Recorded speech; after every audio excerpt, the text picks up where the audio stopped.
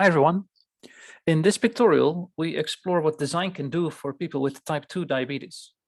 In particular, what design can do to support the subjective experience of doing blood work. We propose the BGM diary. If you want to know more about what the BGM diary is and how it works, please come to our presentation.